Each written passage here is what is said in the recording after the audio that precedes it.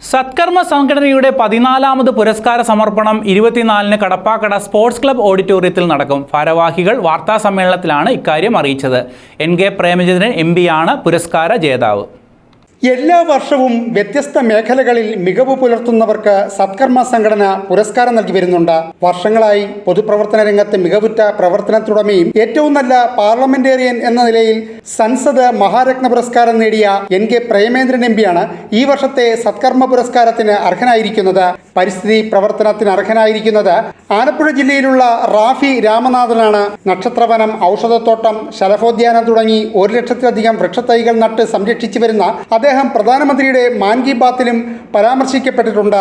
പൊതുപ്രവർത്തനത്തിനുള്ള പുരസ്കാരം 25,000 രൂപയും ഫലകവുമാണ്. പരിസ്ഥിതി പ്രവർത്തനത്തിന് 10,000 രൂപയും ഫലകവുമാണ്. കൂടാതെ വിവിധ സ്കൂളുകളിലെ 30 കുട്ടികൾക്ക് മാസം 500 രൂപ വെച്ച ധനസഹായവും തിരഞ്ഞെടുക്കപ്പെട്ട 10 കുട്ടികൾക്ക് 10,000 രൂപയുടെ പുസ്തകവും സത്കർമ്മ നൽകുന്നുണ്ട്. പരിസ്ഥിതിക്കുള്ള പുരസ്കാരം നൽകുന്നത് മുൻ ചീഫ് സെക്രട്ടറി K. ജയകുമാർ IAS-ഉം വായനയ്ക്കുള്ള പുസ്തകം നൽകുന്നത് ഡോക്ടർ B. അശോക് IAS-ഉമാണ്.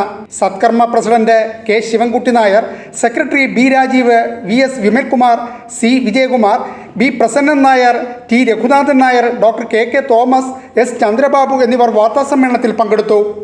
കൊല്ലം ജില്ലയിലെ വിവിധ സ്കൂളുകളിൽ നിന്നും തിരഞ്ഞെടുക്കപ്പെട്ട ആളുകളെ കൊടുത്തു. ഇപ്രാവശ്യം 30 പേർക്ക് കൊടുത്തു വരികയാണ്.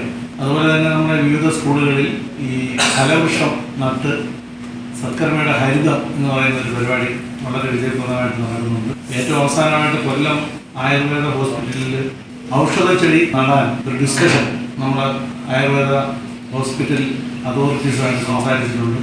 അത് വിജയപ്രദമായിട്ട് നടപ്പാക്കാൻ പറ്റും എന്നാണ് വിചാരിക്കുന്നത്. അതുപോലെ തന്നെ ഈ കൊല്ലം ജില്ലയിലുള്ള വിവിധ ഓർഫനേജുകളിൽ കഴിയുന്ന സഹായങ്ങൾ ചെയ്യാൻ സത്കർമ്മയ്ക്ക് കഴിയുന്നുണ്ട്. ന്യൂസ് ബ്യൂറോ, കൊല്ലം.